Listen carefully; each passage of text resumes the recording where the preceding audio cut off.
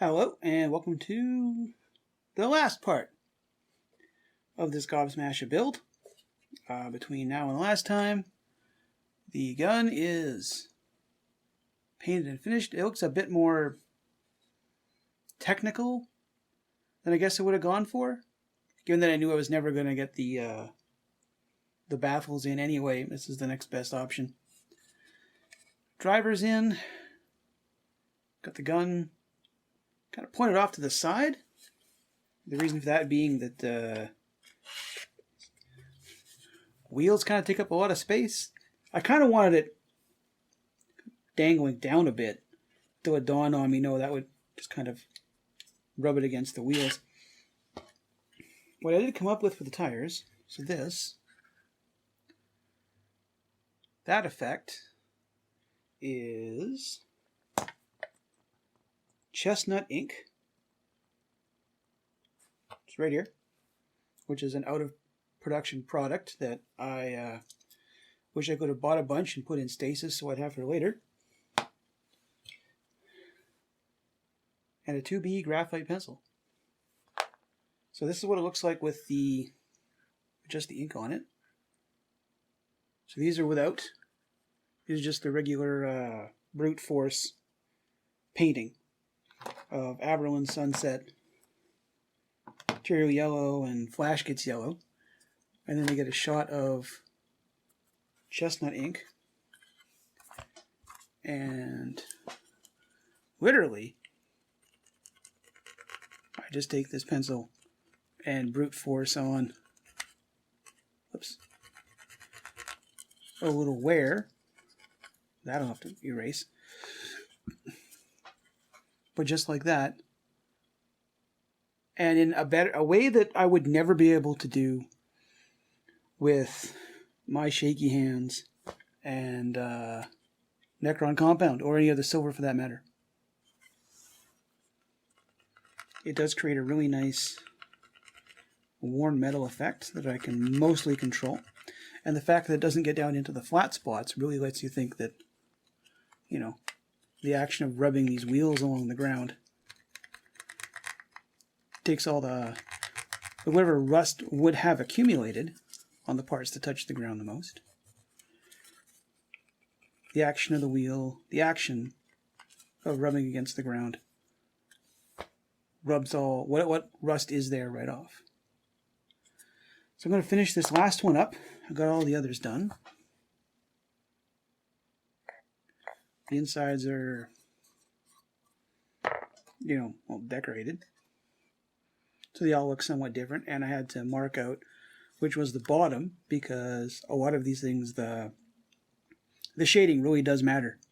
I couldn't just bulldoze over top, right? I needed edge highlights on spots that are obviously going to be pointed up, right? Even if they're not really big ones, you can kind of see them here. Right, so if this is straight, straight up and down, off kilter a bit, then this edge here should get sun highlights on it, and this part down here should have a bit of shading. If the details are so small, these things you got to point out, right? So I'm going to do that, and then I'm actually on the fence about caking them up with mud. I think they look okay like this, but a little bit of mud on the tires seems like it ought to be there, right? Like they still seem a little bit too clean.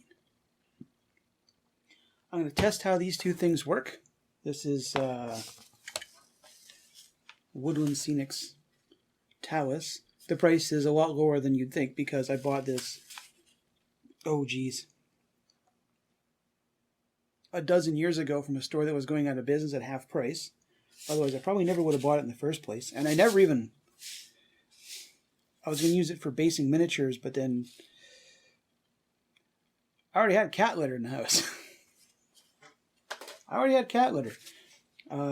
then on the opposite of the price scale, this is sand from the playground across the alley from my house, and it is full of all kinds of irregular shapes.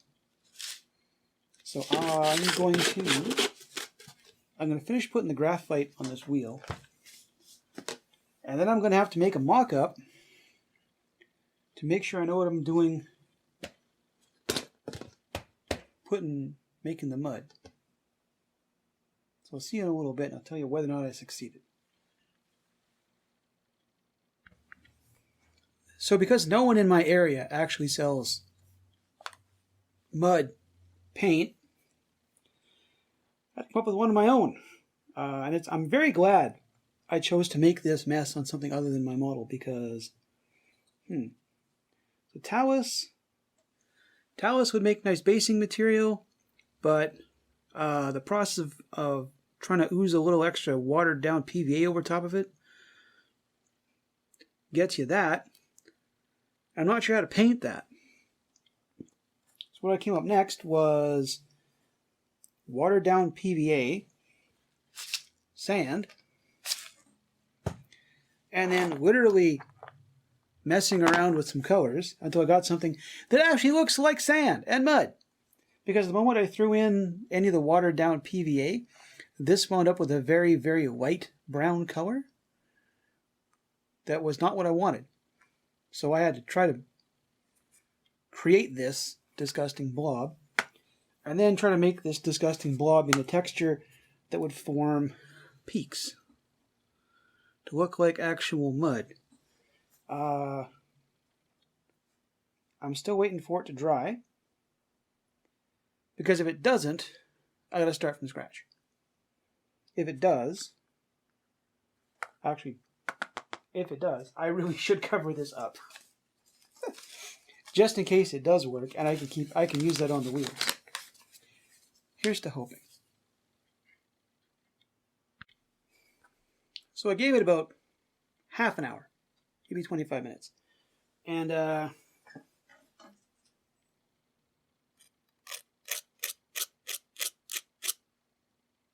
think that's hard enough. The big clod here in the middle I gave it a touch and it rubbed right off. Obviously that part wasn't dry. Obviously. But I'm not going to goober it on that heavy. So let's grab this to start with. And we'll work on the back side of one of the wheels. Hopefully this hasn't set up. Though I might be trying to. Yeah, it's still kind of gooey. Now, well, that's way too much. I'm mostly doing this to cover up any little imperfections between the edge of the wheel and the sides. There's still a few in there, especially on the front, right? That's gonna take a bit. Start here at the back. I actually don't want to goober this on quite so much, but it's just so thick. Let's see, I can maybe do that a little less. Glob it on. This would be stuff that's, as it's driven along, it's caught up on the inside. Might put a little on the edges of that. Again, there's no updated rules for this, and the looted wagon has kind of been a complete non-starter for me since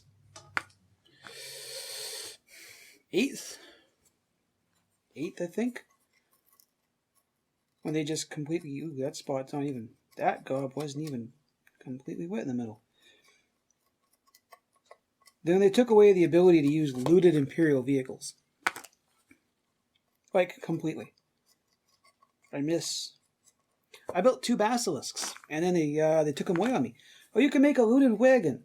So, yeah, I could. I could also not hamstring my army by dumping 200 and some odd points into a shockingly subpar piece of field artillery that just invites being taken out by something that actually has the ability to move and fire at the same time. Okay.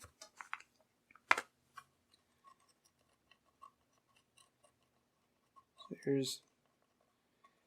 there's the first goobering. I don't want to say I'm using a brush I don't like anymore, because as bad as all my brushes look, I actually still like most of them. But I need something with the ability to very gently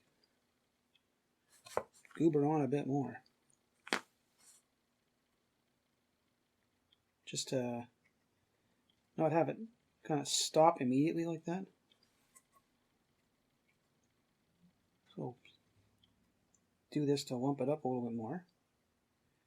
Drag a bit more up onto the wheel. Now I imagine, not that I expect anyone who actually knows what they're doing to watch me, but I'm fairly certain that someone out there is probably going, "Oh my God, what are you doing? That's not how you do this." Comment section. Comment section right below this video. I fully welcome any suggestion. Tells me a better way to do anything. Okay. I think we're goobered up enough there. At this point, I'm just messing with it to mess with it. So there we go. All goobered up on the inside. This is, you would see this like that from the inside. So he's got something a bit more interesting than just the inside of the wheel to look at. I'll give that half an hour or so. Hopefully the rest of this doesn't set up. I'm going to have to make more, but then this was a test batch anyway, so hey, if the test batch works, I'm all for it. Once I got the mud on the interior and exterior of the wheels, I then proceeded to goober up a bunch into the treads, and then attack all the nice now dry stuff with a couple layers of dry brushing, just so it's not a uniform color. This is the first time I've ever done this. I clearly need more practice. It turned out okay, I think. And all that's left now is to glue the wheels on. Not entirely sold on my mud job. Maybe it's because it's the first time I've actually applied textured stuff to a model. I think that might be it. It's not used to it that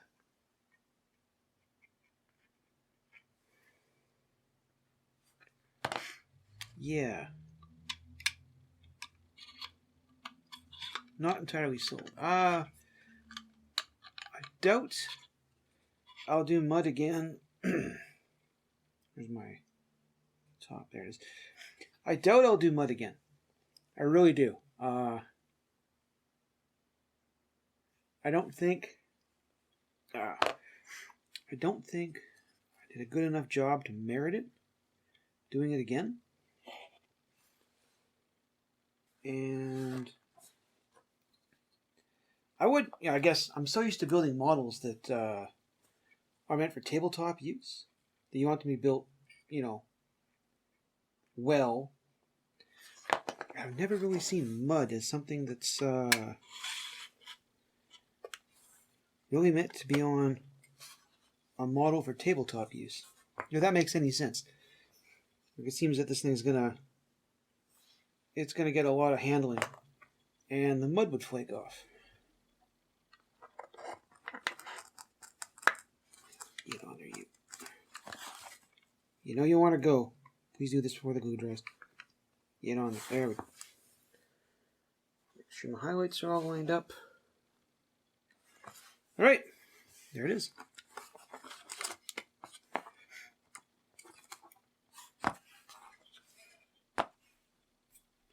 Only took about A couple weeks worth of afternoons, evenings.